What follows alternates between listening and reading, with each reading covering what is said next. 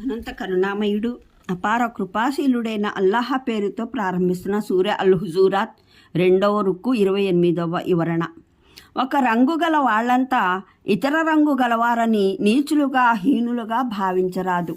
ఒక జాతి మరో జాతిపైన తన ఆధిక్యతను నెలకొల్పరాదు. మానవ హక్కుల్లో ఒక మానవ వర్గానికి మరో వర్గం మీరు ప్రాధాన్యత లభించరాదు. మరో వర్గం మీద ప్రాధాన్యత లభించరాదు. సృష్టికర్త మానవుల వర్గాలను జాతులుగా తెగలుగా రూపొందించడానికి కారణం కేవలం వారి మధ్యన పరస్పర పరిచయానికి సహకారానికి అవసరమైన సహజమైన రూపం ఇదొక్కటి కావడం మాత్రమే. దీని మూలంగానే ఒక కుటుంబం, ఒక సముదాయం, ఒక తెగ, ఒక జాతి ప్రజలు కలిసి సమిష్టి సమాజాన్ని నెలకొల్పగలరు. జీవిత వ్యవహారాలలో ఒకరినొకరు సహాయపడగలరు.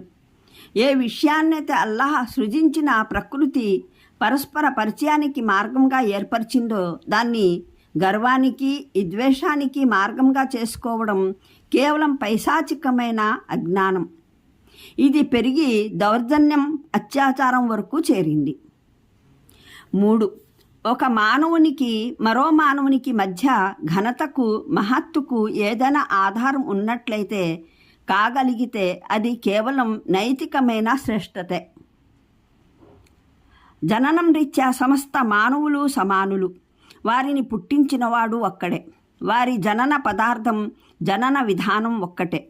వారందరి వంశావళి ఒకే తల్లిదండ్రుల వరకు చేరి ముగుస్తుంది. పైగా ఒక వ్యక్తి ఏదైనా ప్రత్యేక దేశం, జాతి లేదా సముదాయంలో పుట్టడం యాదృచ్ఛిక విషయం. అందులో అతని సంకల్పం కానీ ఇష్టం కానీ ఎన్నిక కానీ అతని కృషి ప్రయత్నాలకు కానీ ఎటువంటి జోక్యం చేసుకునే ఆస్కారం లేదు.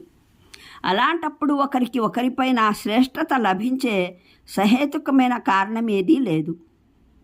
ఒక వ్యక్తికి మరో వ్యక్తిపైన విశిష్టత శ్రేష్టత ప్రాప్తమయ్యే అసలు విషయం ఏదైనా ఉంటే అది అతను ఇతరుల కన్నా అధికంగా దైవానికి భయపడేవాడు, చెడుల నుండి దూరంగా ఉండేవాడు కావడం ఒక్కటే. అటువంటి వ్యక్తి ఏ వంశం, ఏ జాతి, ఏ దేశానికి సంబంధించిన వాడైనప్పటికీ తన వ్యక్తిగత ఘనతల మూలంగా విలువైనవాడు, ఆదరణీయుడు. దీనికి భిన్నమైన స్థితిలో ఉన్నవాడు ఎట్టి పరిస్థితుల్లోనూ అధమ స్థాయి మానవుడే. అతడు నల్లవాడైనా తెల్లవాడైనా, ప్రాచ్య ప్రాంతంలో పుట్టినా పాశ్చాత్య ప్రాంతంలో పుట్టినా.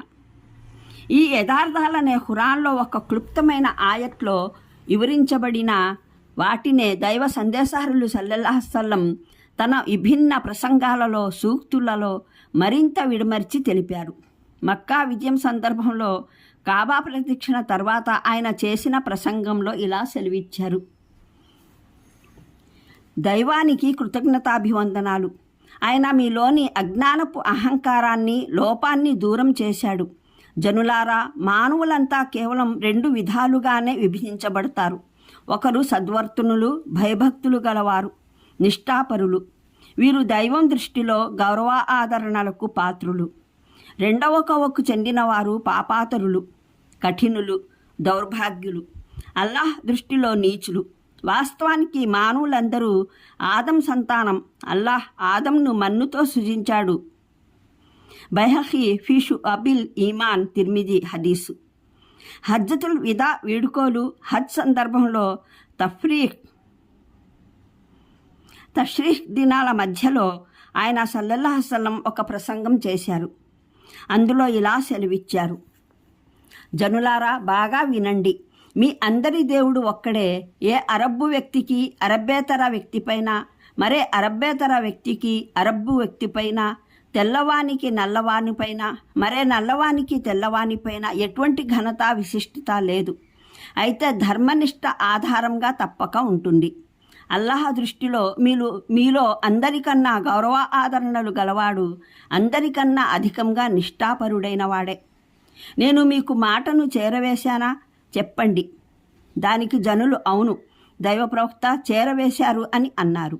అయితే ఇక్కడ ఉన్నవారు ఇక్కడ లేని వారికి ఈ సందేశాన్ని చేరవేయాలి అని సెలవిచ్చారు. బైహఖీ హదీసు. ఒక హదీసు ప్రకారం ఆయన ఇలా కూడా సెలవిచ్చారు. మీరంతా ఆదం సంతానం. ఆదం మన్నుతో సృజించబడ్డారు. జనులు తమ పూర్వీకుల పట్ల గర్వపడటం మానుకోవాలి. అలా కాకపోతే వారు అల్లాహ్ దృష్టిలో ఒక హీనమైన పురుగు కన్నా అధిక పరాభవం పాలవుతారు. బజ్జార్ హదీసు. మరో హదీసులో ఇలా అన్నారు, అల్లాహ్ ప్రళయ దినాన మీ వంశావళిని అడగడు. అల్లాహ్ దృష్టిలో అందరికన్నా అధికంగా గౌరవనీయుడు, అందరికన్నా అధికంగా నిష్ఠాపరుడైన వాడే. ఇబ్ను జరీర్ హదీసు. ఇంకొక హదీసులో ఇలా సెలవిచ్చారు, అల్లాహ్ మీ ముఖాలను, మీ సంపదలను చూడడు, మీ ఆంతర్యాలను, మీ ఆచరణలను పరిశీలిస్తాడు. ముస్లిం ఇబ్ను మాజా హదీసు. ఈ బోధనలు కేవలం మాటల వరకే పరిమితం కాదు. వీటికి అనుగుణంగా విశ్వసించే వారి ఒక విశ్వజనీన సోదరత్వాన్ని ఇస్లాం ఆచరణాత్మకంగా స్థాపించి చూపెట్టింది. అందులో వర్ణం, వంశం, దేశం, భాష, జాతికి సంబంధించిన ఎటువంటి విచక్షణ లేదు. అందులో నిమ్నోన్నత భేదాభావాలు, అంటూ ముట్టు విభేదాలు, వివక్షలు, దురభిమానాలకు ఆస్కారమే లేదు. అందులో ప్రవేశించే సకల మానవులు, వారు ఏ వంశం, ఏ జాతి, ఏ దేశానికి చెందిన వారైనా పూర్తిగా సమాన హక్కులు పొంది మరీ ప్రవేశించగలరు. ప్రవేశించారు కూడా. ఇస్లాం విరోధులు సైతం ఒకటి అంగీకరించవలసి వచ్చింది. మానవ సమానత, మానవాళి, ఏకతా సూత్రాన్ని ముస్లిం సమాజంలో ఎంత విజయవంతంగా, ఆచరణాత్మకంగా ప్రదానం చేయబడిందో దాని దృష్టాంతం ప్రపంచంలోని ఏ మతము, ఏ వ్యవస్థలోనూ కానరాదు, మరెన్నడూ కానరాలేదు కూడా. భూతలంలోని సమస్త మూలల్లో విస్తరించి ఉన్న అగణ్యమైన వంశావళుల్ని, జాతుల్ని సమీకరించి ఒక బహత్తర సముదాయం, ఉమ్మత్గా రూపొందించింది కేవలం ఇస్లాం ధర్మం ఒక్కటే. ఈ సందర్భంలో ఒక అపార్థాన్ని దూరం చేయడం అవసరం. పెళ్లి పేరెంటాల వ్యవహారంలో ఇస్లామీయ శాసనాంగంలో కుఫౌ సమానతకు ఉన్న ప్రాముఖ్యతకు కొందరు పెడార్థం తీశారు. కొన్ని సముదాయాలు శ్రేష్టమైనవని, మరికొన్ని నీచమైనవని, వాటి మధ్య పెళ్లి సంబంధం ఆక్షేపణీయం అని అర్థం తీశారు. ఇది యథార్థానికి కేవలం తప్పుడు భావన.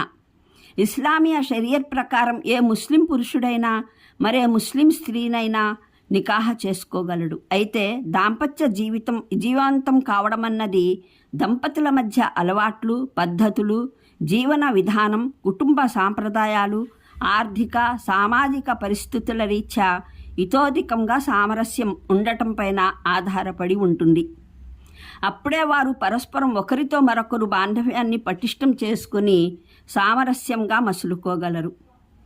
ఇదే ఈ కుఫౌ సమానతకు అసలు ఉద్దేశం. స్త్రీ పురుషుల మధ్య దీని దృష్ట్యా మరీ దూరాలున్నప్పుడు అక్కడ జీవిత కాలమంతా సహచర్యం, సామరస్యాలతో కొనసాగే అవకాశం బహు అరుదు. అందువల్ల ఇస్లామీయ శాసనం ఇటువంటి కలవలేని జతలు కలపడానికి ఇష్టపడదు. అయితే దీనికి కారణం ఉభయుల్లో ఒకరు శ్రేష్ఠులు, మరొకరు నీచులు అన్న భావం కాదు. ఉభయుల పరిస్థితుల్లో మరీ స్పష్టమైన విభేదం, తారతమ్యం ఉన్నట్లయితే పెళ్లి సంబంధం సుస్థిరపరిస్తే దాంపత్య జీవితాలు విఫలమయ్యే ప్రమాదం అధికంగా ఉంటుంది అన్నదొక్కటే కారణం. అనంత కరుణామయుడు, అపార కృపాశీలుడైన అల్లాహ్ పేరుతో ప్రారంభిస్తున్న సూర్య అల్ హుజూరాత్ 2వ రుక్కు 28వ వివరణ. ఒక రంగు గల వాళ్ళంతా ఇతర రంగు గలవారని నీచులుగా, హీనులుగా భావించరాదు. ఒక జాతి మరో జాతిపైన తన ఆధిక్యతను నెలకొల్పరాదు. మానవ హక్కుల్లో ఒక మానవ వర్గానికి మరో వర్గం మీరు ప్రాధాన్యత లభించరాదు.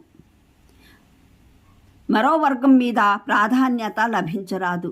సృష్టికర్త మానవుల వర్గాలను జాతులుగా, తెగలుగా రూపొందించడానికి కారణం కేవలం వారి మధ్యన పరస్పర పరిచయానికి, సహకారానికి అవసరమైన సహజమైన